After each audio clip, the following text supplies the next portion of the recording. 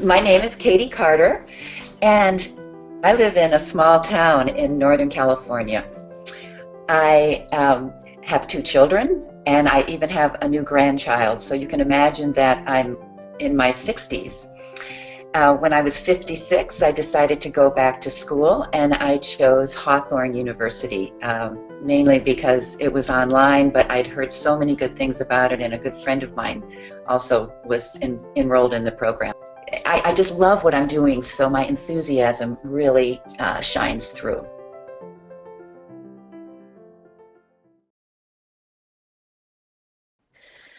Welcome to Hawthorn University, all you early birds. I'm Paula Bartholomew. I'm delighted you've joined me for a few announcements and some holistic health news. And as usual, at the top of the hour, we'll begin the presentation. Today is Rethinking Osteoporosis in 2016, What's New and Clinically Relevant, and we have Dr. Susan Brown presenting. First, I just want to remind you that everybody in the audience is muted, and we don't do that to be mean. We want a very clean audio presentation. So at any point, please participate and post your questions or comments. Just type them in at any point using the webinar control panel. And we'll save time at the end of Dr. Brown's presentation for your questions, and I'll present them to Dr. Brown. We'll also be posting information throughout the presentation to the webinar control panel, so keep your eyes on that too. It'll save you a lot to be able to take notes, to have any web addresses or anything that Dr. Brown is indicating. Alex will post that for us. I want to remind us that our last webinar was on April 19th, and we had Donna Wild presenting her second part of physical signs of nutrient deficiencies of the skin, nails, and tongue. And Donna Wild offered a copy of her book at that webinar, and we have a winner. I want to congratulate Janet Langford. And I want to let you know the copy of that book has shipped, and you should be receiving it shortly. Also that we recorded that webinar, and we'll be recording today's as well. So you can access them from Hawthorn's website and find them under archived webinars. All About Alumni is a new online event I want to let you know about. I get to showcase our Hawthorn alumni, our graduates, during a 30-minute segment where the students give a presentation, and then we follow that with about 10 to 15 minutes where you be able to ask your questions directly. These presentations air at live at noon Pacific time on the first Wednesday of each month, and the graduates are going to share their success stories as well as their challenges that they've learned from, and we'll hear a lot of encouraging words and advice from them. On April 6th, Lori Ellis had some very inspiring things to say about her post-graduation experiences and the program that she's put together, Back in a Whack, for teens. It's primarily based in Wisconsin, but it's going national. It's just fantastic, the recognition that it's getting and the impact that it's having on our youth. That recording's up on our website, so I'm thrilled you get to learn about that program. And tomorrow is our first Wednesday of the month, and I hope you'll join us live with Tara Sheffy. She's going to be presenting on breaking into the world of health and wellness. This is just a really terrific lunchtime opportunity, so I hope you'll prep some food and tune in with us live. And that's tomorrow, Wednesday, May 4th at noon Pacific Daylight Time. I want to remind you that we have a survey for you to complete after the webinar. It's an opportunity for you to be able to give us feedback on this presentation and to let us know what you'd like to learn more about in upcoming webinars, and perhaps you have a suggestion for a Hawthorn graduate you'd like to hear more about. The survey is really a way for you to let us know about that, and for me to let you know that I really pay attention to this survey. I look at it first thing on Wednesday, and so any positive comment, any constructive criticism, I take it to heart, and I appreciate you taking the time and giving us that feedback so that we can provide the best service possible for you. I think that's it for announcements right now, so I'm going to conclude our pre-webinar segment and save some time for me to be able to introduce our presenter, Dr. Brown, and begin the webinar. Okay, for those of you that are just tuning in, I want to welcome you to Hawthorn University's webinar series and thank you for joining us. I'm Paula Bartholomew. It's my honor to be the moderator for this webinar. And today Hawthorn welcomes Dr. Susan Brown back to present on Rethinking Osteoporosis in 2016, What's New and Clinically Relevant. I think it's a good time to rethink what we've heard about osteoporosis, and I expect this to be a really informative webinar with a lot to learn, because this presentation will encourage our critical thinking of old assumptions about bone health and bone weakness. It's going to provide new insights into the nature and mechanisms of osteoporosis as well as osteopenia, and instill an appreciation for a comprehensive whole-body approach to osteoporosis prevention and treatment. Dr. Susan Brown is a medical anthropologist and certified nutritionist. She specializes in osteoporosis and osteopenia and is an expert in their prevention, halting, and management. She's a medical anthropologist and certified nutritionist with more than 20 years of experience in clinical nutrition, bone health research, and both lay and health professional education. Currently, Dr. Brown directs the Better Bones Foundation and the Center for Better Bones in Syracuse, New York, and conducts primary research, lectures on osteoporosis prevention and reversal, and teaching the use of holistic natural programs for the regeneration of bone health. And the Center of Better Bones provides consulting, education, research, and lecture services for health professionals and the public. And since 2008, Dr. Brown has partnered with the Women's Health Network in Portland, Maine to create the world's most informative bone health website. And you can check that out at betterbones.com, and Alex will post that right now to the webinar panel so that you have the URL for that. Dr. Brown, I know that you've got some terrific information prepared for us, so I want to turn this over to you so you can get us started. Thank you very much. It's a pleasure to be with you. Today we'll cover a great deal of material, but I'm confident that you'll be able to go back and look at the slides if you want some of the details. I want to give you a broad picture of some of the new thinking in osteoporosis. This is the basic idea. You get this slide of osteoporosis where the bone is somewhat fragile. We're going to talk about what we're seeing here really is the mineral part of bone, and some of the basic statistics are that there's about 10 million people with osteoporosis in the country, 43 million with osteopenia, and by 2030 this is projected to be 71.2 million. The real important thing, the real proof of the pudding is, of course, low trauma fracture. And this is where we see that in this country, about 1 in 2 women and up to 1 in 4 men over the age of 50 will break a bone due to osteoporosis. The fractures that we see, there are roughly 2 million of them. Now there's actually a little bit more than 2 million in the current time, but about a quarter vertebral fractures, a significant number of wrist fractures. Hip fractures, of course, were 14%, pelvis fractures 17%, and other fractures a third. The important thing here is that the hip fractures are what are really expensive. They account for 72% of the total cost, even though they're just 14% of all fractures. And many hip fractures, perhaps half, end up in the individuals being disabled and die within the year after the fracture. The average age of hip fracture is 80, so of course we're talking about senior individuals. But the big interest is in hip fractures because they're so expensive to the medical system.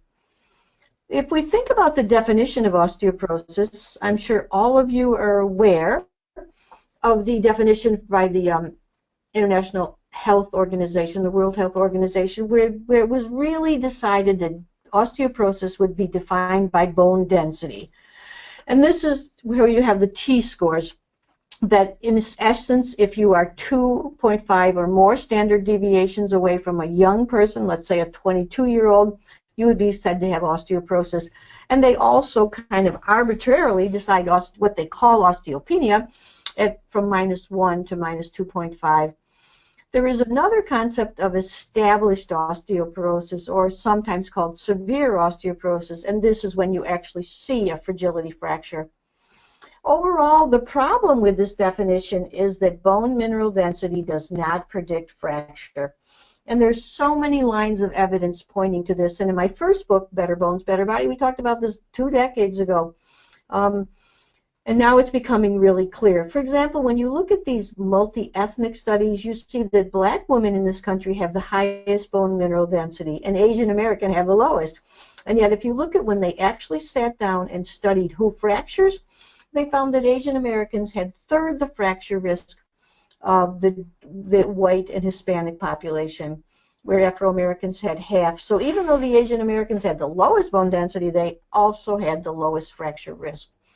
There's many, many studies supporting this concept. Like in Europe, you see the same bone mass in Northern Europe is associated with substantially greater fracture risk than that same bone density is in Southern Europe.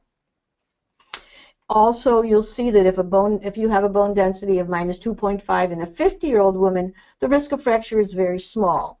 If you have that same 2.5 bone density in an older woman, like 75 years old, there's a much greater risk of fracture. So it's simply, we cannot tell from bone density who's going to fracture.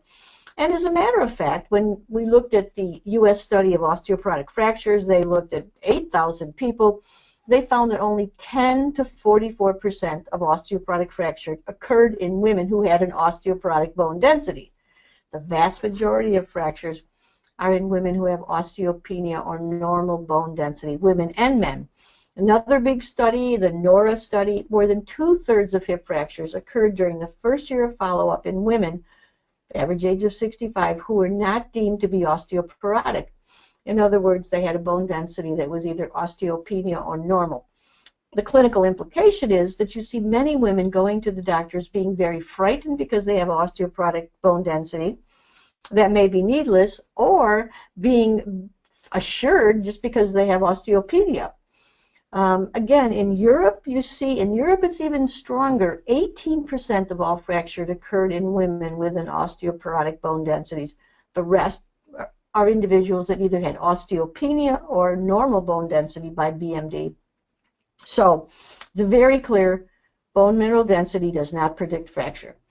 So if bone mineral density doesn't predict fracture, what does? And we're going to address that question in just a second. One of the important implications of all this is rethinking osteopenia. You might have heard, well, the concept that osteopenia is just like a bone thinning, that your bone density is just a little bit less than a young person, and on your way, and you're heading on your way to osteoporosis. However, that's not always the case. And it's not always that. What we want to think about osteopenia and osteoporosis is a relative degree of bone fragility. Right now, we're rethinking osteopenia altogether, and it really is worthy because the vast majority of fractures occur in people who have a bone density that's not extremely low. And of course, the challenge is, how do you distinguish a person with osteopenia, a person who will fracture, and the person who will not fracture? So if bone mineral density does not define osteoporosis, what does? And you know, this is an interesting illustration. I show it many times. They often use this in the studies. They show osteoporotic bone on one side and normal bone on the other. What they forget to tell you is this particular slide was taken of a young person, the one with the very osteoporosis, who had taken steroid drugs. And what happens is the bone mineral is lost, and this is a slide done without any of the protein matrix. And in fact, the protein matrix, that living protein sponge upon which minerals sit, that's the question we're looking at right now. We've looked at bone mineral density. We know minerals are important, but really we have a concept of matrix first, that it's the bone matrix that becomes weakened that is causing these women with perhaps even a normal bone density to fracture. This is a picture of these hydroxyapatite crystals. Those are the crystals of calcium and phosphorus that form on these blue ropes of collagen fiber. And the collagen is the protein matrix. You see, this is actually an illustration of this collagen. Bone collagen is very fascinating. It's kind of, it looks like almost a disarray of these fibrils, but it turns out to be very, very strong tissue, and this is what gives resilience and flexibility to bone. And a weakening of collagen is also what gives, we suspect, these fractures in people with normal bone density. Bone weakness is, to us, the only important way to define osteoporosis is a mineral deficit. and a weakness in the protein matrix that leads to fracture, that it's really all about fracture. It's not about bone density. It's about fracture, who's going to fracture, and who is at high risk of fracture. So the new focus to us is on real fracture risk, not on bone density. And so if we say, well, gee, how do we define the real fracture risk? Then it's important to begin looking at the causes of osteoporosis. And this is where we open up Pandora's box. In the old days, you would say, well, it's estrogen deficiency that happens at menopause. It is low levels of calcium and maybe just natural aging. But now we know in this modern society we live in that there's many, many factors that can contribute to osteoporosis. This is a total load picture we developed. These are just a few of the many things, whether it's digestive strength, excessive alcohol and drug use, sedentary lifestyle, smoking, inflammation, heavy metals. All these things are documented factors, and we're going to run through a few of them so you can just get an idea of the magnitude of how much fracture risk can be increased by even one of these risk factors, much less when you put them all together. It's very noteworthy that the Canadians recently took a number of people with osteoporosis and they intentionally looked for secondary causes, which is not done very often, and they found 125 secondary causes of osteoporosis, 125 things that could go wrong that would cause a person to lose excessive bone and to fracture. This reference to the Canadian study is on one of the hundreds of blogs I have written. So if you ever want to look at the past content that I have written in information that's available to the public, it's betterbones.com, and we have a weekly blog that I produce, and we have an archive of those blogs by topic. So the Canadians are a little bit ahead of us, recognizing the many factors. Some of the major fracture risks are things like previous fracture. I mean, if one of your clients has a previous fracture, you know that is a major risk. If the parents have fractured, if even the grandparents have fractured, particularly hips, being underweight is very important. Bone reflects the whole body. We're one single unit. So if we're thin body, we're likely going to have thin bones, and even more than that, we're going to see that bone and muscle form one single unit. And so where there's little muscle, there's generally little bone. A whole string of hormonal things, from irregular periods to menopause to a history of dieting, which actually increases cortisol, to things like propensity to fall, vitamin D deficiency, a gigantic factor that we're going to talk about in a few minutes. This is just a few of the 125 factors. What's here a concern is the importance of multiple risk factors. In one very large U.S. study, hip fracture risk was 17 times greater amongst the 15% of women who had 5 or more risk factors, and this was excluding bone density, than it was amongst the 40% of the women with 2 or fewer risk factors. So when it comes to hip fracture, the question is, how can I distinguish that small number of people who are going to fracture, that's relatively small percentage, and one of the big indicators is multiple risk factors. This is a study by Cummings, and you'll see that when you get to having many risk factors, then you find you have a much higher fracture rate. The government and the officials have recognized that this is important. They began this FRAX, which was a European invention to try to screen people for risk factors and uncover a 10-year probability of fracture.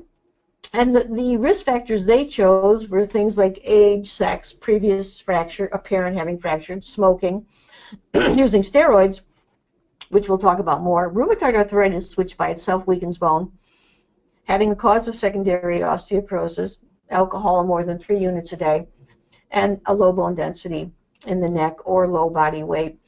These are the factors they saw were important. We would add that, of course, we at the Center for Better Bones use many more key factors.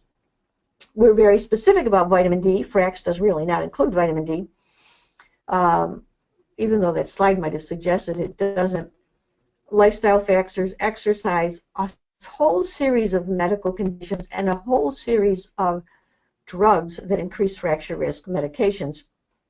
And we're very interested in the bone turnover markers.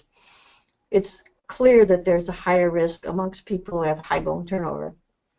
This is a fracture risk assessment we have on betterbones.com. It might be fun. It's automated. You can do it. Your clients can do it to see how likely it is they might need to pay attention to a strong bone building program.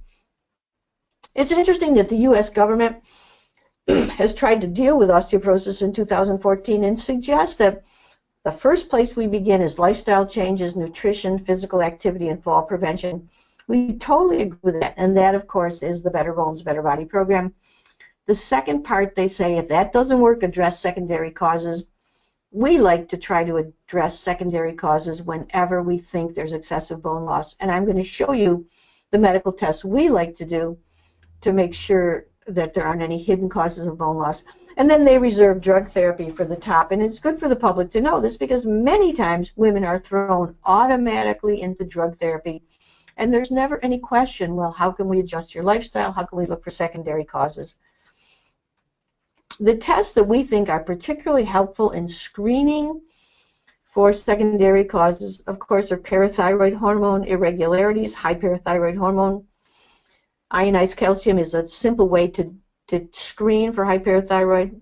24-hour urine calcium. 18% of the people with osteoporosis, at least women, are losing calcium in the urine. C-reactive protein is an inflammatory marker, a nice marker because osteoporosis is really an inflammatory disorder where the body is tearing down itself. So C-reactive protein is a great start in measuring protein.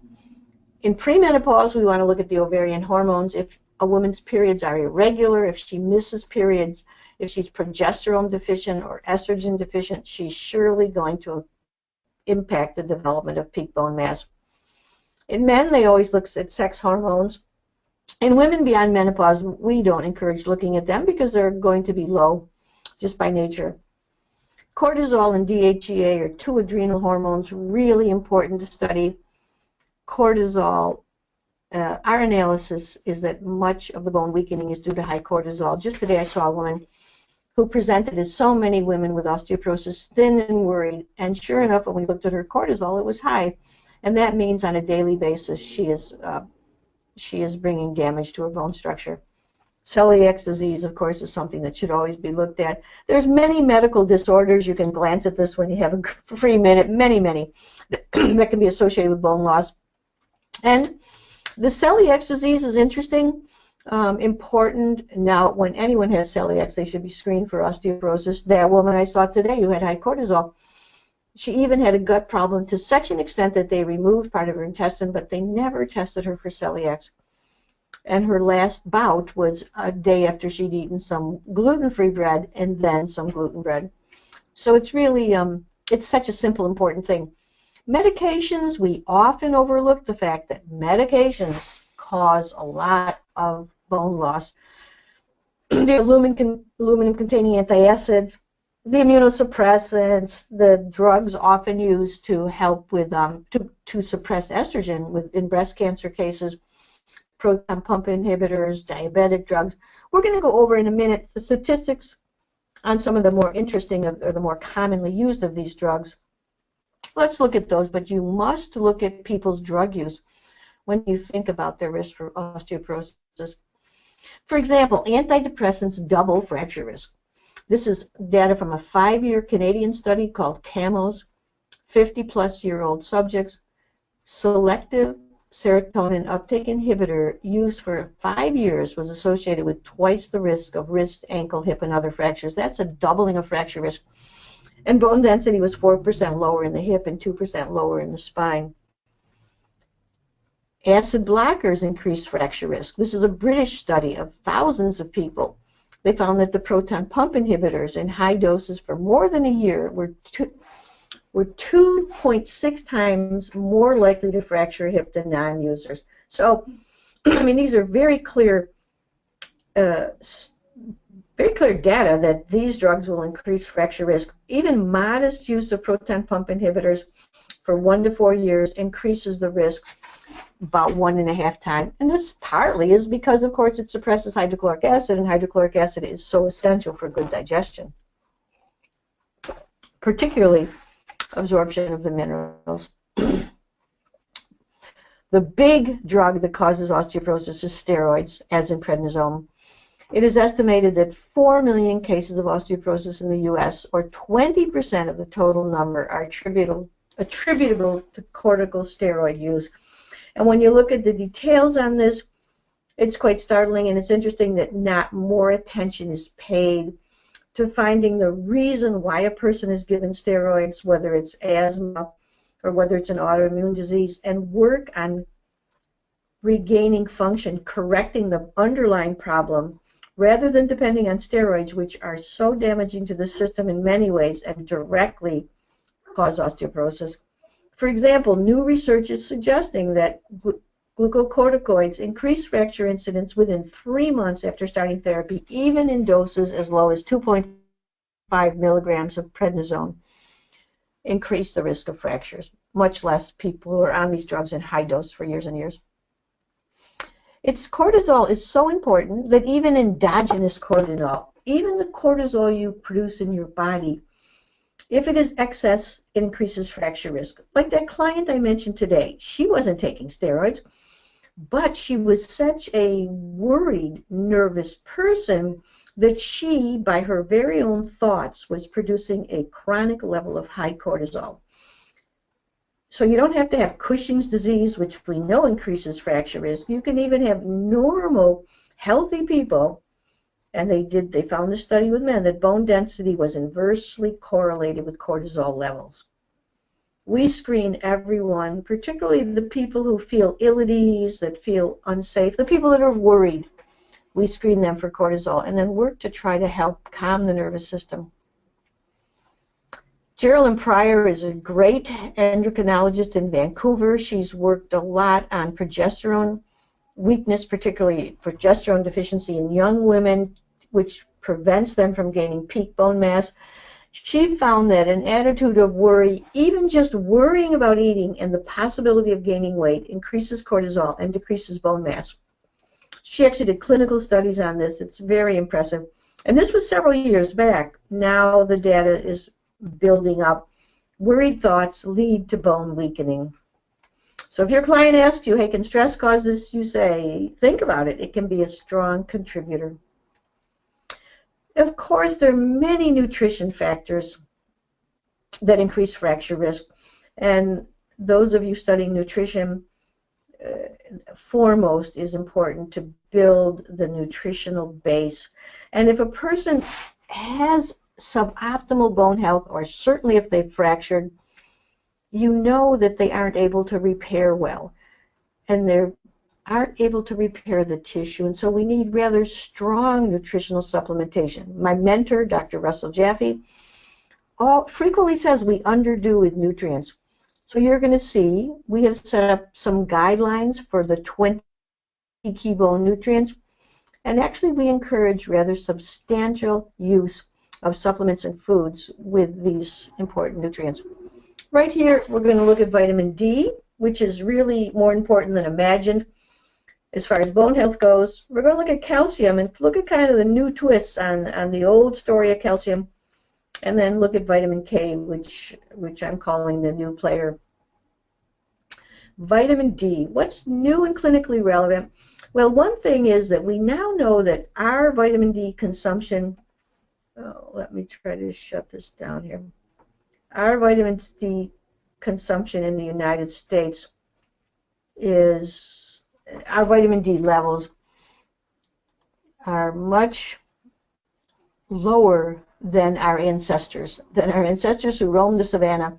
And you'll see they had a much higher level of vitamin D. Moderns in the winter are way down here at 40. NMOL is the measurements in European units. We use NG in this country. And I'll tell you, we will look at different levels. And even moderns using 4,000 units of vitamin D a day still don't have a level really near to our pre-modern ancestors. The idea there is that we evolved in sunlight, and the body has become very accustomed to vitamin D. In fact, as you know, vitamin D is a hormone. It's really not a vitamin. It's the vitamin D that we make from sunlight is a pre-hormone converted in the body to a hormone, and that hormone affects every tissue in the body. And whether you look at the heart or the lungs or the liver or the kidney or the bone, it's absolutely, you will find vitamin D receptors. In fact, this is how they discovered this. Michael Hollick, a physician at Boston University, started looking for vitamin D receptors, and they weren't just on bone, and they weren't just in the liver or in the kidneys. They were all throughout the body. And what we find is that many tissues, almost every organ, really has an important relationship with vitamin D, and vitamin D is essential to that organ. Some of the nicest work on vitamin D, and really probably the work that could help you a great deal, is to take a little time and go to grassrootshealth.net. This is a woman, Carol Beggerly, a regular old woman who developed breast cancer. She's been doing this work for probably 25 years now. And her son said, Mom, I've been reading some research on vitamin D and breast cancer risk. And she actually was a business person who had retired, so she went to some of these meetings that were government meetings of researchers who were funded by the government. So she had access. She went to the meeting, and she heard them talking about all these great benefits from vitamin D for cancer prevention. And finally, she got up her courage, and she said she grabbed that expensive microphone and said, "Gee, if you know all this, why don't you tell the public?" And the moderator said, "Well, we don't have our double-blind studies. We don't want to go public." But afterwards, many researchers came up to her and said, we have sympathy with you because this data is outstanding and the public should know. And they formed a group called grassrootshealth.net. They have a number of researchers from California and first-class vitamin D researchers who are presenting their information, setting guidelines, and they have some wonderful charts on the percentage of diseases, whether you're talking about diabetes, heart disease, breast cancer, that can be prevented with higher levels, like a 50 ng level of vitamin D. So I dare say each one of you would be well advised to spend a little time on grassrootshealth.net. They do, of course, consider vitamin D in fractures, and that's what we're going to talk about right now, but they also consider many other ailments, and particularly cancer. We've long known that southern latitudes have less cancer than northern latitudes, but now we have very clear idea on the role of vitamin D and how much is needed to protect individuals. You could talk all night about vitamin D. It's really quite fascinating. And there are thousands of articles that come out every year. When we look at fractures, there was a meta-analysis done looking at vitamin D and preventing fractures in postmenopausal women. And what they looked at the studies that addressed this question, and they really didn't even require. In the old days, they would just give, say, 400, 800 units of D, and they look at who fractured. They didn't even know to test the effective blood level. We now know that we need at least a 32 ng level to protect bone. And in those days, they didn't test the blood. They just said, well, you're taking so much vitamin D, how many fractures? And even with those studies, which were terribly flawed, any people taking vitamin D as a whole, no matter what the level, vertebral fractures were reduced by 37% and non-vertebral fractures by 23%. This, of course, is pretty outstanding. Excuse me. Later, other studies came along, like Bess Dawson-Hughes in Boston. She looked at community-dwelling residents 65 years and older, a 3-year study. She found that with an intervention of just 700 units of vitamin D and 500 units of calcium, they were able to reduce non-vertebral fractures by 50%. And there was only one hip fracture in the placebo group out of the 276 new fractures. The study wasn't aimed at hip fracture. They have to be very large studies to detect hip fractures because they aren't that common. But the non-vertebral fractures, the wrist and these various different fractures, were greatly reduced. So the studies to me are very fascinating. 2 studies used 700 to 800 units of vitamin D, the Dawson-Hughes study, and then this French study. In the French study, they again saw non-vertebral fractures the non-vertebral fractures were reduced by 32%, and in this case, there were 43% fewer hip fractures. This was a study by Prey and colleagues, and it was in France in nursing home residents. Just giving this modest amount of vitamin D, they were able to reduce hip fractures that much. The clinical suggestion is, of course, if you have a client with osteoporosis or anyone who's interested in their health, get their vitamin D tested. Know that we're looking for ideally a 50 to 60 Ng level and a minimum to protect bone of 32. But you need that 45 or 50 to protect from diabetes, heart disease, cancer, those sort of things. It's interesting that another study looked and said, well, if vitamin D helps with osteoporosis, will it help with osteopenia? It's a small study, but it was interesting. 12 subjects with osteopenia. They gave them, this case, 50,000 units twice a week for 5 weeks. We know now that that's not the best way to do it, to give a great big bolus. It's best to do maybe 7,000 a day or 10,000 a day, whatever. But the vitamin D level went up to 24 Ng, which is still not a great level. And they had a significant 4 to 5% annualized increase in bone mineral density at the spine and neck. In this case, with this little intervention of vitamin D, they were able to move people out of osteopenia by bone mineral density and back into normal bone. And of course, anything we can do to help young people is essentially very important because they still have the opportunity to build more peak bone mass. And so you know, right up to the decade before menopause, you could keep building bone, and so you want to pay a lot of attention to make sure that they're playing with a full deck, that they have what they need in form of nutrients, with vitamin D being one of the very important ones. You might have heard the Institute of Medicine has decided on how much vitamin D they think people should have. These recommendations were much improved from the last suggestion, but they're much lower than the researchers are suggesting. They tripled the RDA for ages 1 to 70, from 200 IU to 600, and they doubled the RDA for those 71 older, from 400 to 800 IU. And they doubled the recommendation from birth to 1 year.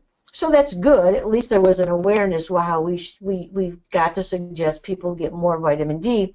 However, that still falls far short. Many, many people, and if you start dealing with clients, you'll see many people, if you start measuring the vitamin D level of clients, you'll see many people that can get nowhere near even 32 Ng on 800 units.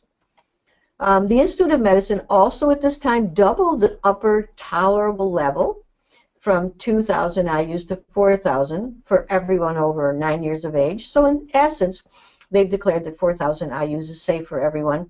And generally, the average adult, or the average person really, the average adult man or woman uses about 4,000 units a day. So 4,000 is a pretty good number. I live in upstate New York, and I personally need 5,000 or even 6 during the winter to maintain that 50 Ng level. It's always a great idea to test individuals at the end of the winter, like right now, and at the end of the summer. And up in these latitudes, in the northern latitudes, you definitely generally need more in the winter than the summer. Although if a person wears a lot of sunscreen and stays indoors in the summer, it may not change much. But it's the wonderful thing about vitamin D is you can now measure it. It's not expensive. There's even vitamin D test kits, like we have some of those on our website. Grassrootshealth.net has a testing program. The Vitamin D Council, another great group, has a testing program. So you can get tested, and it's the one nutrient you can be sure you're getting the right level of. And it's handy that it's a nutrient that really turns into a hormone, so it has many, many functions. The last thing I want to say about vitamin D is that testing is so important, because I will see clients who are taking 1,000 units, and they live near here, and they still have maybe a 40 level. It's very amazing where I have to take 5,000. It's really, there's a lot of individual variation. We really see this issue of biochemical variation, and we really say get tested, because you cannot tell what's going on. And it's wonderful that there is a test for that. So don't hesitate to take advantage of that. Too much vitamin D is a problem. It's anything over 100 is undesirable. You see that very rarely, much more common, and the norm really is vitamin D inadequacy. So calcium is interesting because the new things we know is that calcium absorption is, of course, totally dependent on vitamin D. Robert Heaney, one of the major calcium researchers for decades, I heard him lecture a few years back, and he said, you know, I want to apologize to you all. I have spent years studying calcium and promoting calcium, but I didn't pay attention to vitamin D. And he said, as a matter of fact, we now know you could swim in calcium, and it's not going to it's not going to be of use to you unless you have enough vitamin D. So that 32 Ng level is the threshold they established where you're able to absorb calcium appropriately. And you see here the absorption fraction of calcium is very related to the vitamin D level. For example, in a vitamin D deficient state, the small intestine absorbs no more than 10 to 15% of dietary calcium. In a vitamin D sufficient state, the small intestine absorbs 30 to 45%. You got to have vitamin D to absorb calcium.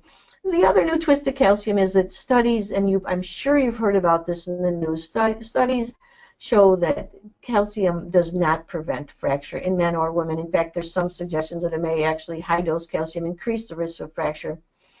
The U.S.N. Haynes found that intakes of 560 milligrams amongst women, 620 amongst men, they thought were likely okay if you did not have low vitamin D.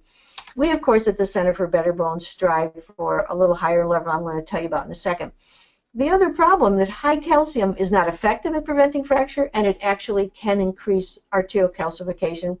You've probably heard about this story too. They looked at large populations where, like in New Zealand, where people were using high-dose calcium, say 1,500 milligrams a day, and a certain number of those people will develop hardening of the arteries. And you see that many researchers are saying, hey, be careful with calcium because of that risk. It's controversial. Our Office of Medicine said no, that the majority of studies show that there's no relationship between calcium and cardiovascular events. However, I think that there probably is, and you never want to use high-dose calcium alone. This is something that we argued years ago, that it would precipitate out, you'd saturate the system and end up in hardening of the arteries and kidney stones.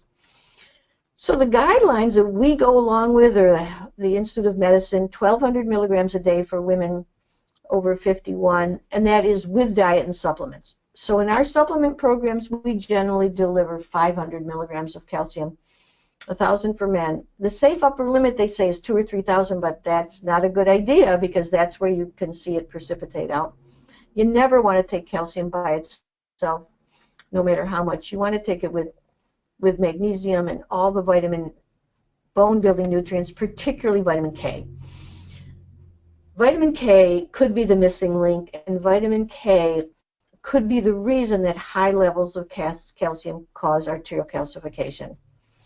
And the answer is that there's vitamin K-dependent protein, and that protein, that vitamin K matrix GLA protein, is the one known factor to prevent arterial calcification. And if you don't have adequate vitamin K, particularly K2, you can't produce that matrix GLA protein, which works to prevent arterial calcification. And you saturate the body with calcium, and you have no protection. Vitamin K in all forms, whether it's K1 from plants or K2 produced by bacteria, serve as a cofactor for carboxylation of this GLA protein. These proteins are important in bone because it's you could say that vitamin K activates a protein that causes calcium to stay in the bones, and it also activates another protein that keeps calcium out of the arteries. And if you want the detail on these proteins that are activated and produced by vitamin K, you can read up on them. But undercarboxylated osteocalcin is a problem for bone health, and vitamin K is necessary to carboxylate osteocalcin in bone, and vitamin K is necessary to put GLA matrix protein to prevent arterial calcification. It's a nice story, and there's a lot of great research on it. This is a little bit of the detail that circulating levels of an inactive matrix GLA have been a marker for cardiovascular calcification. So population studies show that aortic calcification and myocardial infarction and cardiovascular mortality are inversely associated with the intake of vitamin K, particularly K2. K2 is the form of K that's produced by bacteria in fermented food. And that's where you find cheese, and certain fermented foods have it, and of course the famous Japanese fermented natto. There's a lot of research on this, and I've given you some of the references here. Now you might say, well, okay, but does vitamin K really, so it helps with arterial calcification, it carboxylate osteocalcin, does it prevent fracture? And the data is kind of interesting. Again, a large European study looking at just undercarboxylated osteocalcin as an indicator of vitamin K adequacy found that those women with both low bone density and high undercarboxylated osteocalcin, that is low vitamin K, had a 5.5 times risk of fracture as compared to those with only low bone mineral density or low osteocalcin. So this osteocalcin is a very important that it be properly carboxylated, and that's dependent on vitamin K. You know, in the same French study, another one of these interesting studies, they found that the measurement of undercarboxylated osteocalcin, that is a vitamin K adequacy, that predicted fracture where calcium metabolism markers didn't. So we're saying actually that vitamin K is more important than calcium. Being that the world has gotten wind that vitamin K is important, the Japanese have worked with another form of K2, that K2 that's produced by bacteria. They've made a synthetic MK4 metatetranone, and they have done many studies with this and seen a very strong ability to prevent fractures. This synthetic vitamin K, you know, it had to be a synthetic. Why? Because to make it as a drug so you could sell it at a premium, they had to make it synthetic. It has a short half-life, so you have to take 45 micrograms, 15 micrograms every meal. It has such a short half-life. MK7, the natural form of K2, which you might have heard about. Menaquinone 7 has a long half-life, and you only need 200 micrograms of that to improve and reduce postmenopausal bone loss. Lots of data on my site, betterbones.com, on vitamin K. It's certainly a key component of our Better Bones program. A meta-analysis of this drug like MK4 shows really quite outstanding studies. These are largely Japanese studies, 77% of reduction in hip fracture, 60% in vertebral, 81% in all non-vertebral. In other words, if we were to believe these Japanese studies, it's much more potent than the drugs we have in this country. It's considered a nutrient in this country. You can actually obtain it. The important thing about any form of vitamin K is you want to be careful that a person is not on Coumadin, warfarin, because you know warfarin is a vitamin K antagonist, and you will affect your effectiveness of the Coumadin. So always check your clients for that. So we talk about vitamin D, calcium, vitamin K, but in reality there's at least 20 nutrients that are absolutely essential to bone health. I've listed these here, and on our website we have pages and pages of these 20 key nutrients. And you can look up the therapeutic range I suggest, you can look up how common deficiencies are, and you can compare that to the RDA. You know, our next contribution, so we talk about the 20 key nutrients, but the other major contribution I've made is working with acid-base balance and that effect on bone health. And actually, our skeleton serves as a gigantic reservoir of alkali mineral compounds ready for transfer into the blood for maintenance of an obligatory precise pH level. This is an article by Dr. Jaffe and myself. You can find it on the website. If we don't maintain adequate alkaline mineral reserves from our diet, our skeleton willingly sacrifices itself.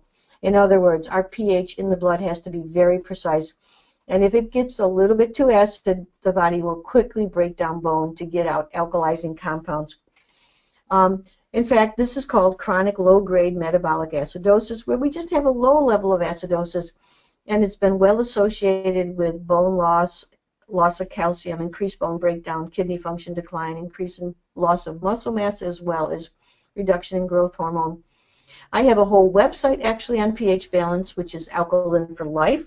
You may look it up, and it's such an important factor to us that we've produced a pH test kit where you can actually understand what pH is about. I've written a book called The Acid Alkaline Food Guide, which is in this kit.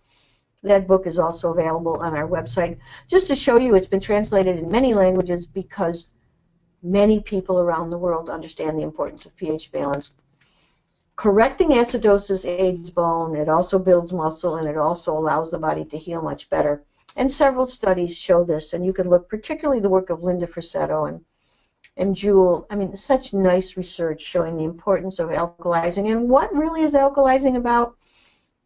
The pH, the urine pH, the first morning urine, is an indirect measure of mineral reserve because the alkalizing compounds, carbonates, citrates, or scorbates, are attached to minerals. I suggest any of you interested in health as a whole, look at our material on pH balance, go to Alkaline for Life, maybe pick up our book and our test kit. So develop an alkaline diet. This is really simple. A diet high in fruits, vegetables, nuts, and seeds with adequate protein. Just the kind of diet you want for heart disease, diabetes, all health things.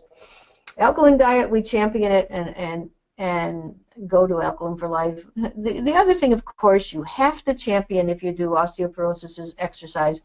And I love this little cartoon. The handle on your recliner does not qualify as an exercise machine. Exercise is really important because we have to show bone that it's needed. It's the tendons tugging on bone that cause bone to grow strong. And in fact, remember, there's a bone muscle unit. And a very simple indicator of bone strength is muscle strength. In fact, grip strength is one way they assess bone strength. The strength of the back extensor muscles is directly related to the strength of the spine. In a U.S. study, 61,000 people, women who walked, just even walking 30 minutes a day, had a 40% reduction in hip fracture risk compared to the sedentary women. So just some simple things are a great start. When we build muscle, we build bone. One of our favorite devices is a weighted vest, and we found a weighted vest that's made specifically for women without weights in the breast. And these researchers, Christina Snow, found that after 5 years, walking with a vest, doing exercise perhaps a day or wearing it an hour or so a day, was able to prevent bone loss as well as estrogen or Fosamax. We're great champions of exercise, and anything that builds muscle builds bone. If you're busy, the vest is very handy because you just do your regular activities.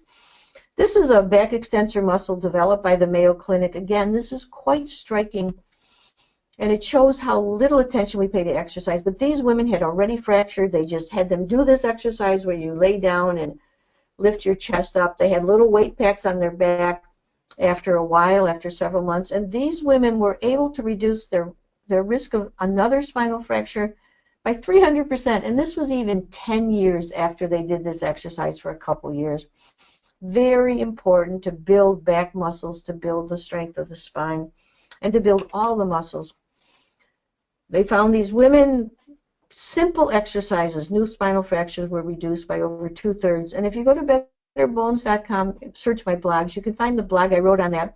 We hand it out to every client. It's such a wonderful self-help thing to do. If you do, and on the other hand, if your client says, well, I'm too busy to exercise, just remind them that between the ages of 21 and 80 or 89 in the U.S., women will lose about 47% of spinal bone mass, and men will lose 30%. So you're going to lose half of your spine, and women will lose 50% of their back muscle strength, and men 64%. So if you do not exercise as you age, you're going to directly lose muscle and lose bone. You're going to lose it anyway, but you're going to lose it much slower if you do the exercise and you keep fit. On the other hand, it's never too late. William Evans at University of Pennsylvania, it's with strength training, he made 65-year-olds as physically fit as the 30-year-old people who were training them, and he made 95-year-olds as strong as the 55-year-olds who were training them. And right now, Dr. Evans is working for the drug companies, trying to develop a drug that will avoid sarcopenia, avoid the loss of muscle. We're not looking for a drug. We're looking for ways to motivate people to do exercise and to feel healthy and strong enough to do exercise. The Better Bones, Better Body program is 10 steps. You can look at it here. It's essential. We assess the individual case. Then we go on to develop an individualized program with an alkaline diet. We provide the 20 key nutrients and very special alkalizing supplements. We always work to avoid and limit anti-nutrients and to enhance digestion. Digestion is very important. Exercise, endocrine health. All of these things are extremely important. And under endocrine health, we put stress reduction and resilience because one of the major factors I find damaging bone, the hidden factors, is cortisol. So that's our program. When clients come to me, I take them through all these steps. You know, you might ask what's new with drug therapy. What are the real benefits? What are the real risks? I think when you talk about bisphosphonates, it's really true that their time is done. The studies are pretty clear, pooled data from 31 bisphosphonates drug studies involving almost 400,000 postmenopausal women. Overall, the total real world fracture reduction potential of this leading class of osteoporosis drugs was 20%. If you look at remember the data on vitamin D, it's no better. And in fact, this is an optimistic assessment. Other researchers pay attention to the fact that there's actually an increased risk with these drugs if you use them for long enough in many individuals. And some very interesting work out of New Zealand and Europe is really addressing the question of overdiagnosis, and their analysis looks at bisphosphonates, and they have assessed that you needed to treat 175 postmenopausal women with bone fragility, who in other words had already had signs of excessive bone weakness. They had to be treated for 3 years to prevent one single hip fracture. If you treat 300 people with bisphosphonates for 3 years, you will result in a serious side effect like getting a needless fracture. So the cost benefit is very, very small. And in fact, these researchers are arguing that we're going to see this as a very short-sighted approach that cause more harm than benefit. The interesting thing they also point up is that the average age of hip fracture is 80. The evidence they find suggests no benefit from bisphosphonate drugs in this age group, and that's when most of the hip fractures occur. And here was their conclusion. Pharmacology for hip fracture prevention can achieve at its best a marginal reduction of hip fractures at the cost of unnecessary psychological harms, serious medical adverse effects, and foregone opportunities to have greater impacts on the health of older people. And that, to me, is really important. If we put a fraction of the money into nutrition and exercise protocols, we would see much better benefits. I have a link on my website. This link might be active, or you can go to my website and look up this blog on drug use. There's a wonderful radio interview with Barbara Mintz on Australian Public Radio, where she really reviews this study, and it's quite clear that they do not endorse these bone drugs. So we're betterbones.com. When I was last filming for my website, the guy said, "Wait a minute, I gotta take a picture of you playing the guitar." So that's what we did. Try to have some fun with all this. Obviously, bones were meant to last a lifetime. If they aren't, take some efforts to find out why they're not. Betterbones.com. We have lots of information. If you're interested yourself, get our pH kit, start rectifying your pH, and I wish you all the best of great health. Thank you so much, Dr. Brown. What a great presentation. I loved your closing picture. Yeah. Have a little fun. Play a little skeleton, right? Play a little skeleton, yeah. Right. And, how well it's tuned is going to depend on the density, I imagine, huh? Right. Well, and remember on that collagen protein matrix, right? It's the density is one issue, but you cannot predict fracture by density. So this little guy, his protein matrix already disappeared, but the mineral part of bone lasts forever. The protein matrix can easily erode. Yeah. So speaking of collagen, there's a big push on collagen sales these days. Variety of different powders and forms and bone broths. And what's your take on that for bone health? Well, I'm an anthropologist as well as a nutritionist, and boy, when we evolved eating everything. I worked with these Indian people who these Bari of Colombia, they'd catch a bird and they'd roast it and they'd just eat that whole thing, and they told me, the Bari eat everything, chew the head right up, the beak, everything. So, we've always ate a lot of tendon. It's kind of strange if you look at our culture where we just take the flesh. We just take the muscle. We throw away the organ meat is probably the most precious meat, the tendons. Every other culture, traditional cultures, people chew on bones. They eat collagen naturally. I think it's a very useful thing that the new frontier is the protein matrix. And getting proteins that are absorbable. I think that gelatin is probably a viable collagen. And it would grow better from bone broth food sources, but I think it shows promise. Okay, thank you. I want to encourage people to take your osteoporosis quiz from your website too. It's very well done. You'll gain a lot of information about yourself from it. So, yeah, I was a little surprised. Especially if you're thin or you have a family history. You know, genetics don't determine it, but if you have a family history, you should pay special attention. Much less if you say, "Geez, I was slipping on the ice and I broke my wrist." Any fall from standing height that causes a fracture is considered that there's bone weakening involved. Mm-hmm. So you say genetics aren't a factor. You don't have any value in genetic testing for this? No, I mean to say, no, I'm saying it's very important to look at a family history. Mm-hmm. And like with vitamin D, if you say, wow, I have a low vitamin D and I'm taking 3,000 units or 4,000 units, your children should be tested and your parents should be tested. There's certain genetic links. I don't know. There's so much to do in our lifestyle that I am, and in our nutrition, that I don't put my clients through genetic testing because it's not necessary. You know, but you can help if you say, gee, in my family we do have this, because there's no great solution. You know, maybe if they're not methylating well, one of the tests we like to see is homocysteine. If you have a real problem with methylation, you want to figure that out. I mean, there's some role for it, but as far as how people are going to spend their money these days, we like to try to make sure they get good screening for all the common secondary causes like homocysteine, C-reactive protein, parathyroid, thyroid, all these, and then get alkalides, get the nutrients on board, get their extras. Yeah, we don't. One day the genetic testing might be useful, but clinically we don't find it valuable. You have enough else. You know, enough else to look at, is what you're saying. Yeah, you just go with family history and say, yeah, there is a tendency. Yeah. Yeah. You talked a little bit about cortisol and stress, but also antidepressants being such a factor, and various medications. It's like everybody's on this. I mean, everybody. Yeah. Ask anybody in this country, and they're stressed and they're on antidepressants, and they're taking a huge calcium intake, and wow. Yeah, it's a big problem because, you know, well, we're talking 1 out of 2 women will fracture, so that's like a pretty big number.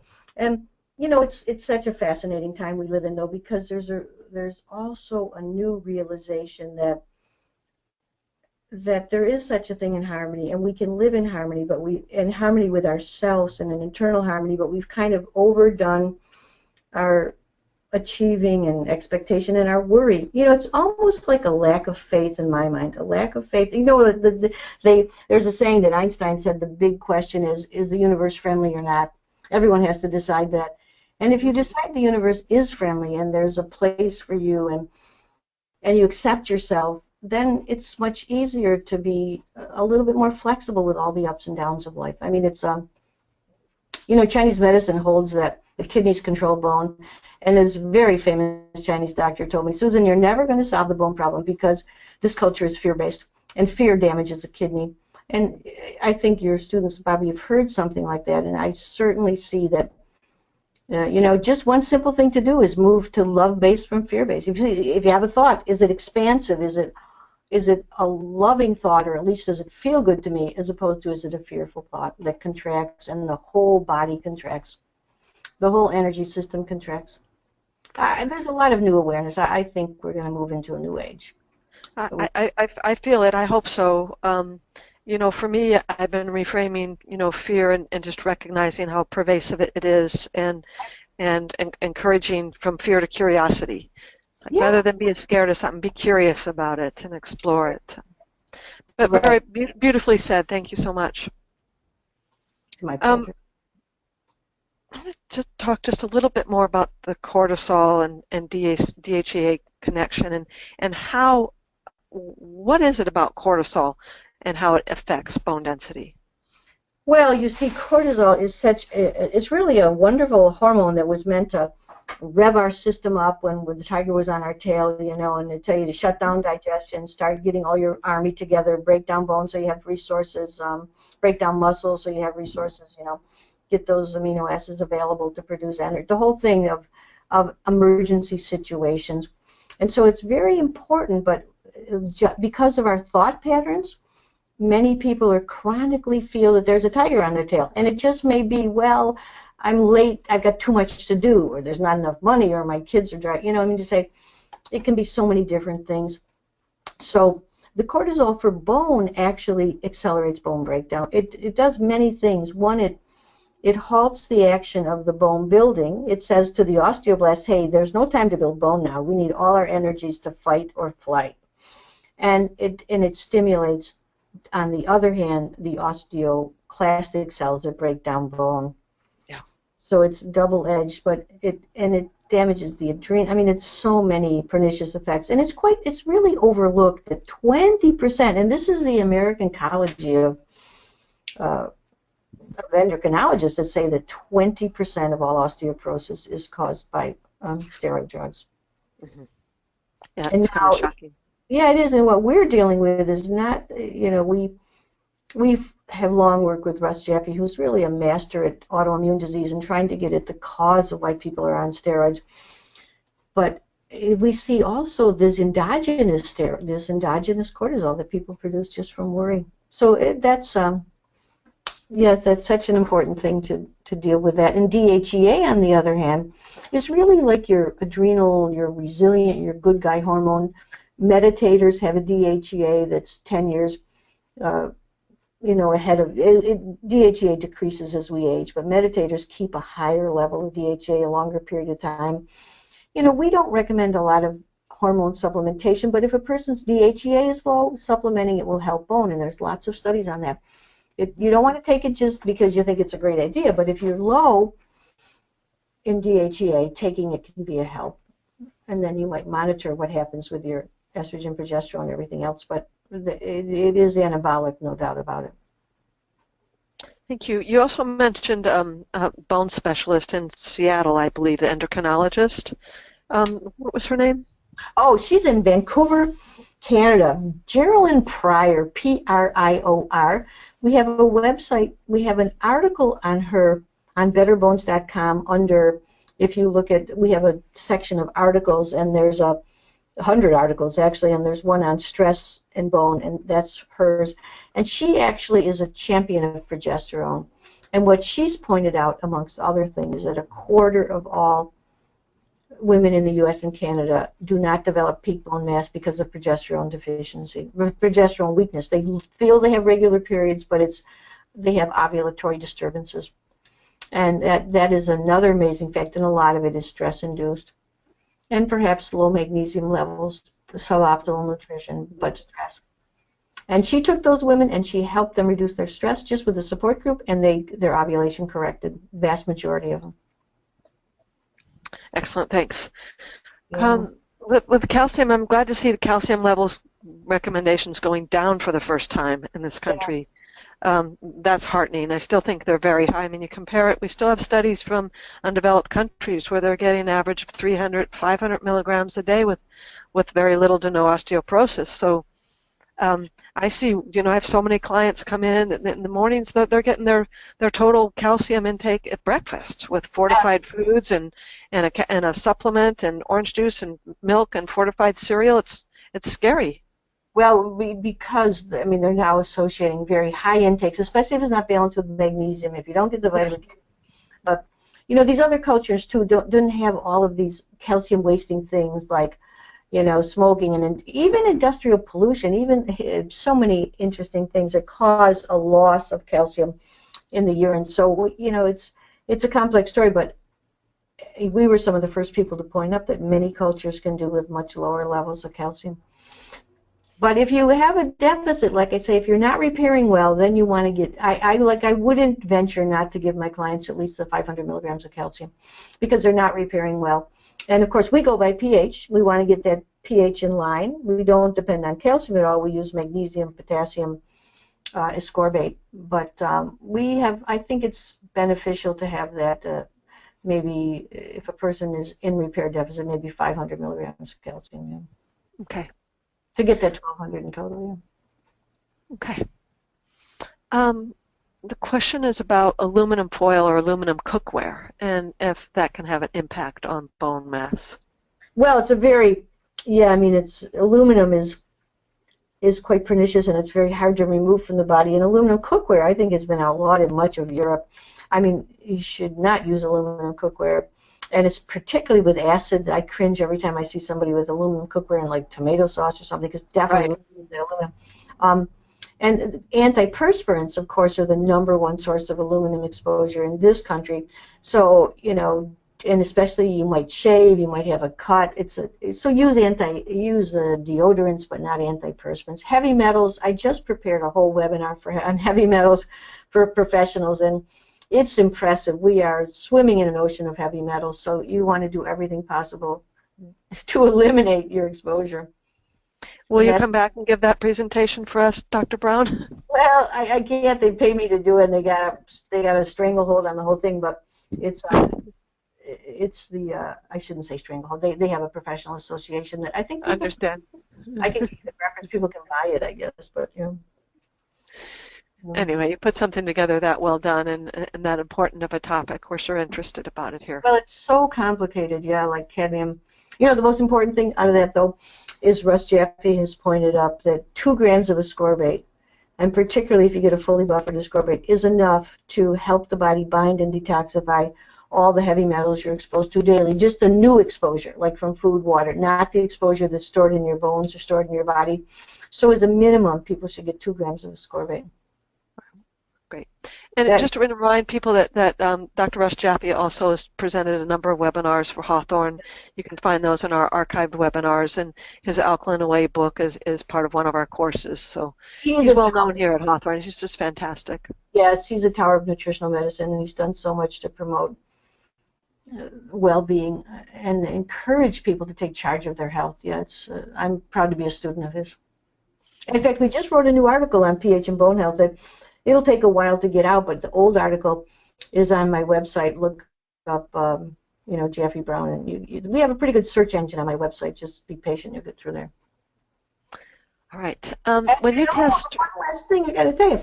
So I have a blog that I write every week. It's very nice, and if you go to betterbones.com, just sign up for the blog, or you can call my office here at this number. We'll sign you up. But that's a great way to keep in touch, and it's a great way to get your clients kind of motivated. They'll learn new recipes, they'll learn the new research, they'll learn what's going on in the world of bone health. Well, like your presentations, your websites are just a plethora of information. So yeah, you've been encouraging people. I'll do it too. Go to this website. There is a lot there to explore. Right. So back to vitamin D testing. Do you test various forms? You test both forms, and if not, why or why not? No, well, the functional test for vitamin D adequacy is 25 OHD. There's the active hormone is 125 OHD. There's really very little need to test it, except maybe in sarcoidosis, where there are certain diseases like sarcoidosis, very few of them, but where the body produces too much hormone. So in sarcoidosis, you don't want to use vitamin D in sarcoidosis. You want to be sure to work with the doctors to make sure they don't have too much active hormone. But that's the only time we test the active hormone, except when the doctor makes a mistake. And you ask him to test vitamin D, and he makes, because the 125 can change just when you get in the car and go to the hospital. It's whereas the 25 OHD is the functional test of vitamin D adequacy. Okay. This question: is there a source or a table data regarding which times of the year and latitudes where the sun is optimal for the sun to be strong enough for people to be able to absorb the rays? We've been looking for it for a long time and not found it. Michael Hollick has a book on vitamin D. Actually, it's a few years old, but he's got tables right in the back. Michael Pollock? Hollick, H-O-L-I-C-K. Okay. Michael Hollick is the physician at Boston University who actually discovered these vitamin D receptors. Michael Hollick, H-O-L-I-C-K. He's also a very funny lecturer if you ever get a chance to hear him. In fact, on YouTube you can find him lecture. He's really very funny. And he's a great champion of vitamin D. And he has those tables. All right, great. And so this question is like, some sources say it's strong enough in the winter south of Atlanta. Some say Philadelphia. She wonders if you know which is correct. That. Yeah, apparently it is Atlanta. And here's a fun. Philadelphia is too north. Too north. Here's a fun fact. If you're outside and your shadow is shorter than you are, you're likely able to produce vitamin D. Because that means the sun is at the right slant. Interesting. So go play around with that. But it's generally held to be Atlanta. And remember the neat thing, vitamin D, just test it. You know, test it, don't guess, because you'll be so surprised. So you discourage taking amounts of 50,000 IUs or higher at one time, and wonders why. We see the doctors will often, you know, vitamin D was, when it was discovered, they made a drug out of it right away. Right. And they called it D2, a synthetic. And so even to this day, if you're low, the doctors will give you a prescription for 50,000 units of D2. D2 is about 2/3 as active as D3, and it displaces D3, and it's not the ideal thing. And 50,000 is not ideal. It's better, I mean, it's better than not doing anything, but vitamin D is so inexpensive, it's better to do 7,000 a day, which is what 50,000 a week is, and use the D3. The standard protocol is you take the 7,000 a day for 8 weeks, and then you retest. And you know that people are going to have to, and usually after that, people need 3,000 units a day. This is what my colleague says. So don't just, well, I did my 8 weeks, now I'm just going to forget it. It won't work. Okay. And that's D3. D3. Okay. Polycalciferol, right?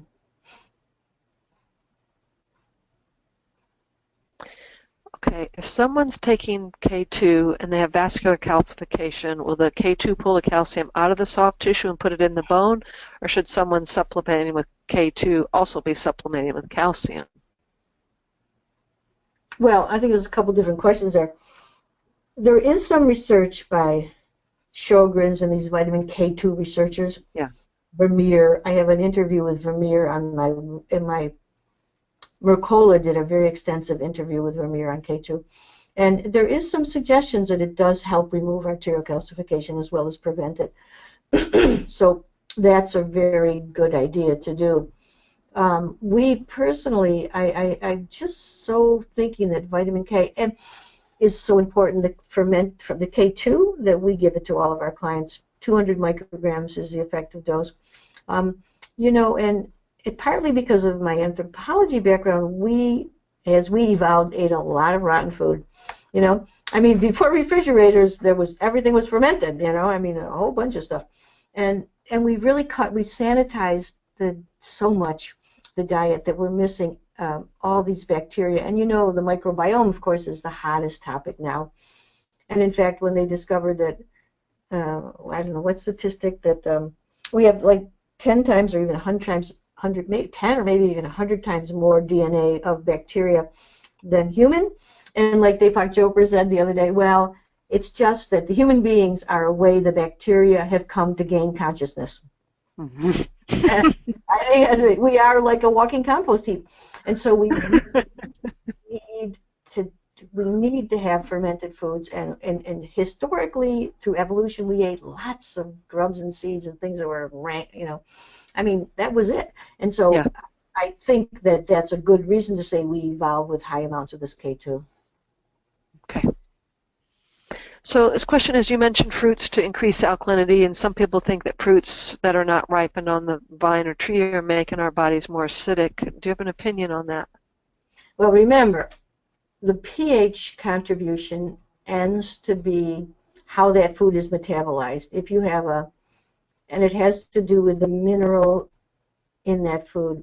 So tree ripened, of course, is much better, but I don't think, like the oranges we get here, that I don't know where they ripen them up on the way from Florida or something, they're going to still alkalize it. Nothing will be comparable to a tree ripened thing, and nothing's comparable to eating in season, but it's not going to hold your pH back much. And you know, I would just say the average person cannot alkalize with diet alone. There's too much acid load, and even stress, cortisol produces an acid load. For example, how does cortisol,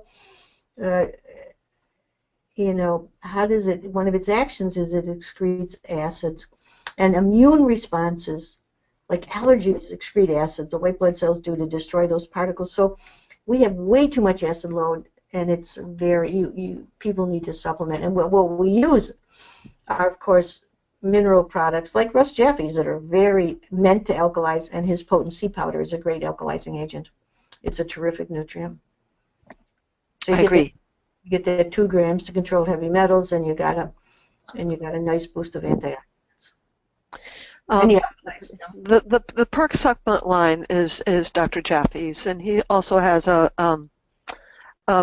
liquid vitamin D that's very easy, very nicely absorbed. Yeah. Pay attention to liquid vitamin D with your clients, though, because I often see dosing problems. Like I just talked to a woman today. Well, what are you taking? I don't know. I take some drops. How many drops? I don't know. Whatever comes out of the dropper. I've seen people get. No. So just make sure if 1 drop's 1,000, maybe put 5 drops in a spoon. Make sure because you get the dose mixed up, and if the dose isn't right, you can't judge how much you need to have the ideal level. But that is a nice form, yeah. Yep. And you just brought up cholesterol, and there's a question on it. Cholesterol is important for healthy vitamin D levels. Mm-hmm. Right. And of course, Mark Kamen and these people have really shown, and Jaffe years ago showed that cholesterol it's not the issue. It's oxidized cholesterol. Cholesterol is an important nutrient in the body, an important factor for brain and all kinds of physiological activities. So, yeah. And certainly. But it is an important consideration with to have healthy vitamin D levels, though, right? You just spoke to that. Yes, that's right. Yeah, exactly. Yeah. Okay. I'll tell you, there's hardly any area you scratch the surface, vitamin D isn't important. And if you want to, whether you're talking about autism, whether you're talking about PMS, whether you're talking about Alzheimer's, and if you go to grassroots, if you go to Vitamin D Council, John Cannell is a champion. He's dedicated his life to public service, to looking at the vitamin D research and publicizing it. It's very nice. And there's a great guy, this guy McGregor, your students know him, who does these daily videos, who's really crowdsource funded. He's a physician. He does wonderful thing. I don't know if I have his name right, actually. Wonderful videos on updating all kinds of issues. I can get you his exact name later if you want, or get it now. All right, thanks. It's just great for the students because this guy really works at it, and it's to the public, and he's managed to is a good example. He's managed to crowdsource it, and he can finance himself that way. Okay, if you write that down, Alex, we'll follow up on it afterwards. So this just comes back about the vitamin C that you just brought up, the difference between L-ascorbate and ascorbic acid. Many physicians don't recognize the difference, and wondering where to find more information on that. Yeah, and I have Russ Jaffe. You do search YouTube on Russ Jaffe. He's got a great lecture for professionals on ascorbate, can ascorbate reduce heavy metal toxicity, and it's really the science of ascorbate. And he's like, of these people, like of the Linus Pauling Guild, there is such an underappreciation of ascorbate. Ascorbate is like a buffered vitamin C, where ascorbic acid, for example, will be acid forming. It's very nasty tasting. You can't take a lot of it. Ascorbate that's buffered with minerals will alkalize, because the ascorbate alkalizes just like a citrate or a carbonate, and it's very tasty. It's meant to take in high dose, and it has certain few minerals in it which help, because ascorbate will bind minerals just like it binds heavy metals. Sure. Back to K2 here. It's like I'm wondering if you should take K1 along with K2, or K2 alone is adequate. Well, it's always a good idea. It's always a good idea to get the complex. Like we use like Dr. Jaffe's Lifeguard that has K1 in it, and then his Bone Guard actually has some K1 and mix of K2. It's good. It's good to have. K1 from your green leafy vegetables is where you can get K1. So your people are probably telling people to eat at least a couple servings of greens a day. That's great help. But yeah, you want a balance of those. Okay. And I would think it's like just coming at with any of this with just high K2 supplementation being effective for osteoporosis. I think the mineral complex is relevant here. Yes, and what you see with K, it will not change bone density. K does not improve bone density. K has an action on that protein matrix. Mm-hmm. It can prevent fracture, but it does not generally, it does not increase bone density. So it's one of those things that we don't, it has to do with the protein matrix and the action of osteocalcin, that bone protein. So it's, and the 200 micrograms we do is the dietary dose that people in Japan get that in the areas that eat this natto. So it's a physiological thing. It's not like, and if you eat hard cheeses, like in the European countries, Northern European, they have quite interesting heart risk profiles because of this use of hard cheese, which has these bacteria produce vitamin K. Vitamin K2, as MK7, actually. Right. So throughout this, DEXA bone density test wasn't mentioned, and there's a question about the necessity for it for postmenopausal women or younger getting a baseline. Well, that's an interesting thing. That's today the only way we have to try to get a gauge on what's happening with bone is the bone density. So there's so many things you can say about that, but what we do is we take it with a grain of salt, but we know that the average woman is going to lose 10% of her bone mass in those first few years before menopause, the first 5 years after. Some women lose 20%. We often watch that. We want to make sure that rapid loss halts when they get to be 55 or 60. So we pay a lot of attention to that. We know at 60 you should lose 1/2 or 1% a year. So it is helpful to see who's losing excessively. The tests are kind of crude. Just today I had a client who she got a test and it said that she lost 10% in the last 2 years. She said, but I didn't like the way they did it. I think the technician was confused, and sure enough, she went back and had it redone at her own cost, and she only lost 4%. That was a DEXA. DEXA. And Susan Ott, one of the major instructors of Susan Ott, OTT, you'll find she has a whole big website that she teaches other doctors about bone density tests, and she said you need a 5 or 6% change just to be sure it's not placement on the machine. And she took 100 people on her machine, the best calibrated machine with the best technician, walked those 100 people around the room, measured them again, and said you need 6% change. So take it all with a grain of salt, but you can get a rough idea. We use bone turnover markers a lot, like MTX and CTX, that tell us if the person's breaking down a lot of bone. So do you think that's more relevant after having a DEXA, so that somebody's got a baseline and then they can see how much they're actually, I like it. Our big frontier, I'll tell you though, yes, I like it. The vast majority of clients who come to me are thin and worried, and these women often have low turnover osteoporosis. In other words, they're not breaking down a lot of bone, but they're still losing bone. And that is a whole area that hasn't been discussed. It's an area of osteoblast dysfunction, and that's what we're working on. And it's my suspicion that it's related to cortisol and the nervous system. Very interesting. It's something I've been recommending for years, so I'm really curious to hear the cortisol connection. Before I forget it here, and there's a couple questions that come up about, you said Susan, an actor, they want to look her up. Oh, Susan Ott, OTT? OTT, thank you. The one that teaches about bone density testing. Yes. She has a great website. She's at one of the universities in Washington. Yeah, so just look up Susan Ott, MD, and take to her website. Thank you. And then is there a standard ratio for supplementing vitamin D to K2? No, hey, how can that be? We're talking about testing the vitamin D. The ratios are interesting sometimes, but we go vitamin D by test. I can guarantee you will be surprised if you start testing vitamin D. You think this person's got to be good, and they're way high or way low. Right. No. And the ratio, no. But we know the 200 micrograms of K2 is what's been, Vermeer has researched to significantly halt menopausal bone loss, and it's what the Japanese dietary intake is for people in those regions that eat natto. So that's what we go with, 200 micrograms.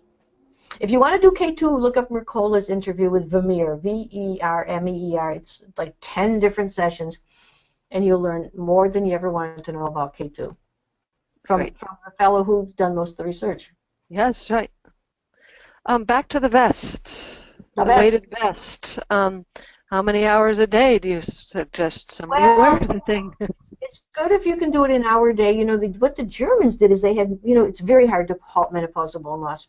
And what they did is they had women, during the menopause transition, and they had women wear that vest when they did their workouts, maybe 2 or 3 times a week, like an hour workout.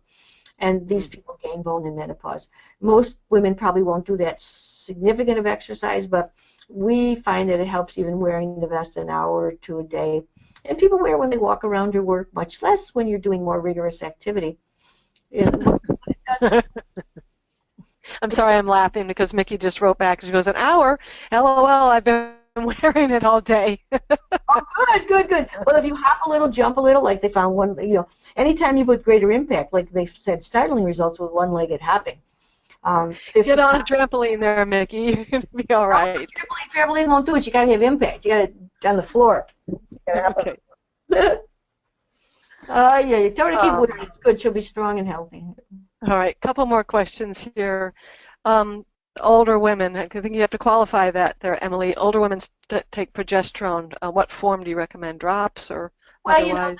What's very clear, and if you're menstruating and you're progesterone deficient, you will help bone a lot if you supplement with progesterone. It's very hard. We don't have tests for progesterone deficiency. It changes all during the cycle. It's really hard to detect that, except if a person has spontaneous abortions a lot, then they might look into it. But when you get to be menopausal, the estrogen and progesterone both naturally lower. And of course, it was dear John Lee, who gave this progesterone to older women, and he claimed, geez, he got great increases in bone density. No one has been able to duplicate that study. So while I think it's bone trophic, I wouldn't rely on it. And we in the nutrition realm, we don't use hormone therapy. Yeah. And God love him, Dr. Lee. Even going back into the research, people were on estrogen in his study. So I can't really. If you put him on estrogen, that's a whole nother. I didn't know that. That's a whole nother belly. His study was the women everything was all progesterone in his results, but they were on estrogen. Well, then that maybe explains why he was able to do it and no one else was, because exactly. That's my point. And just keep in mind the estrogen story. You're out there on the West Coast. People love to try to stay young forever, but when they did the clinical trials, it was just too dangerous to use. And Mother Nature, we always think respecting Mother Nature. Why did Mother Nature limit exposure to estrogen? And it has to do because it's very proliferative. And even lifelong exposure to estrogen is the important thing. Natural estrogen, like if you menstruate earlier or if you have menopause later, you're at higher risk for breast cancer. Mm-hmm. So the question about power plates. I don't know about power plates being helpful for building bone, but it's like, don't we want to move our bodies? And well, those power plates really move. Vibrational platforms, especially those ones with a high amplitude where you go 3 or 4 milliliters up and down, you can build muscle on those, and a lot of training centers use them. And we use one in my office. I personally like it a lot for, when I don't want to take the time to exercise. But it's a quick way to exercise, and there is some suggestion that it might stimulate stem cells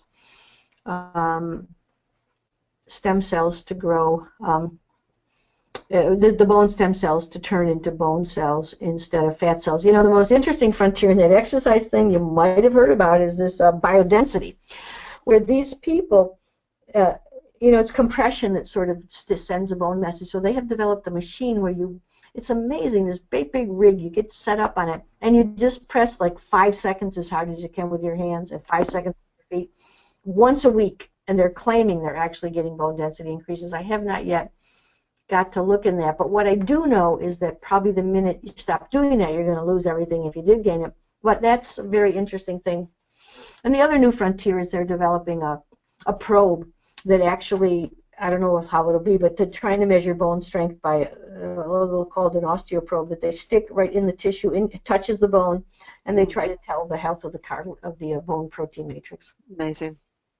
Yeah, so there'll be some new things coming down, but we're never going to replace the basic idea of nourishing the body, keeping strength, reducing stress, and building resilience.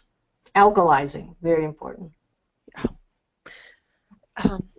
With that in mind, I want to give you an opportunity to talk about your supplement line a little bit, and just if there's basic formulas that you recommend for women at different ages, or if it's really dependent on what they're presenting and. Well, one thing I'd say, if you want to help yourself and others, one really good thing is to get our pH test kit, because that is going to serve in all kinds of health situations to help you learn how to monitor your mineral status indirectly. And it's very nice. People love it. They can see the results when they start changing their diet, when they start supplementing. We always use nutrients that are alkalizing. In other words, the minerals are attached to alkalizing compounds like citrates or carbonates or ascorbates or fumarates or tartarates. And so personally, I've developed a product line that can find on betterbones.com for people that don't have, that have a moderate level of a bone health problem. They have all the key bone building nutrients in them, and it's very simple. It's 8 a day, and it comes with an essential fatty acid, the omega-3 fats. I use those in many cases, and when I know clients, and if there's a lot of people that come to me are serious cases, so then I move to the PERK protocol, which is really a professional line that really helps with the Bone Guard and Lifeguard, and then we use a Super K. And the Better Bones Builder I made is really a great formula to start out with, but we have different levels depending on the seriousness of the problem. So when you say you move to the, for more serious issues, you move to the professional line, are you referring to Russ Jaffe's? Yeah, Russ Jaffe's line, yeah. Okay, thank you. The Bone Guard and Lifeguard, yeah, Russ Jaffe's line. Yeah, it's a great, there's so much that you can do, but I would just emphasize that one of the key things that really helps people is to start to understand pH, because that's where you can't see what's happening with bone.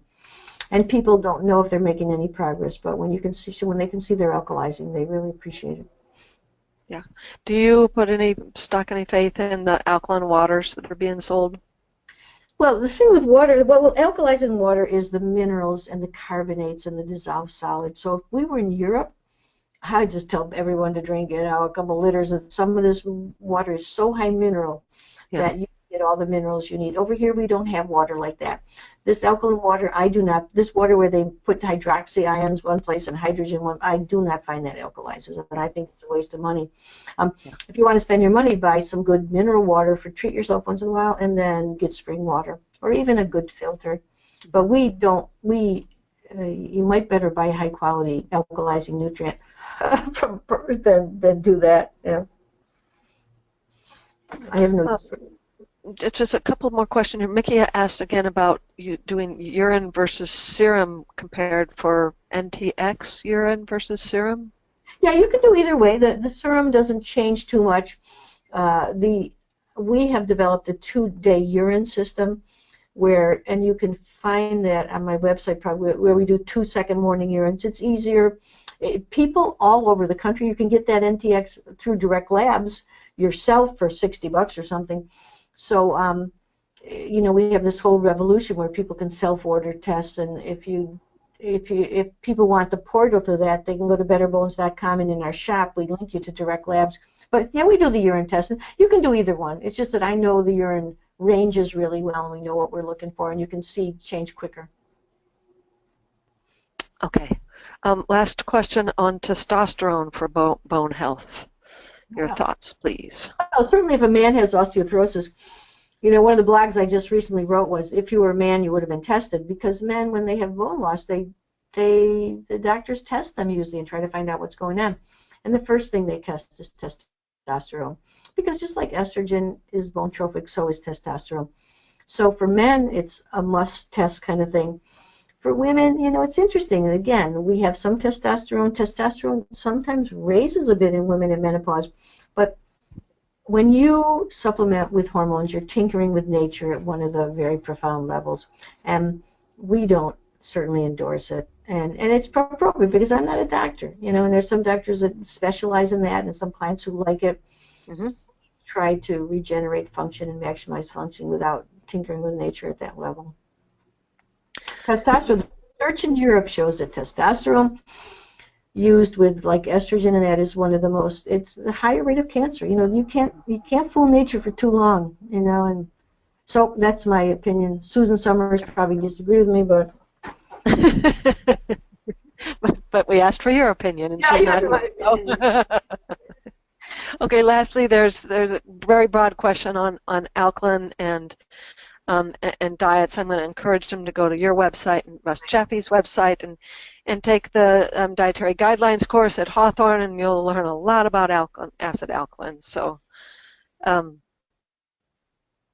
and remember the Alkaline for Life website. And yeah, maybe you could help us by telling people about this kit we have, because it really has the book I wrote. It has a CD, it has a tape, it has everything they need. So I give it to my clients when I don't have time to tell them how to build an alkaline diet. I say, give the kit, it's all explained. Great. And then, so was there a question in that, Hun, or was that? You know, it's a whole lecture on alkaline diet, and so I'm not going to start that now. Yeah, get the kit. You'll get it. You'll get the whole class, and then you can help your clients too. Okay, I'm going to let you end on this question because you brought up about doing magnesium and potassium, doing a magnesium potassium bicarbonate before bed at night, and then measure your urine first pH in the morning. No, it's good. That would have an influence. It's going to help. Sure, it's going to help, but you'd like your pH. You know, you'd like to be able. If you could take that in the morning, it's better if you can hold it. You know, if you can. Load at night is one thing; it will affect the morning. But you know, we'd like all day to have Right. adequacy. Yeah, You know, the point is it real if you take it at night and then measure in the morning? Is it an accurate reflection? Mm-hmm. Yeah. Is it a reflection of the whole day? You know, and here's one last thought. Dr. Jaffe has pointed out new research by Ron L. Lynn that magnesium is so hard to test, but now they know through Ron L. Lynn's research that if serum magnesium is often tested, it's notoriously inaccurate, but what they do now know is that anything in the lower half of that range is deficiency. So if you get serum mag, you want to be towards the high end of that. So that's a good tip for the clinicians. Excellent. Great. Thank you for that final tidbit. Thank you for staying so long with us and answering all these questions and for a fabulous presentation. Well, blessings to you all. Let's help eradicate this bone health crisis. I agree. Let's join it together. Okie doke.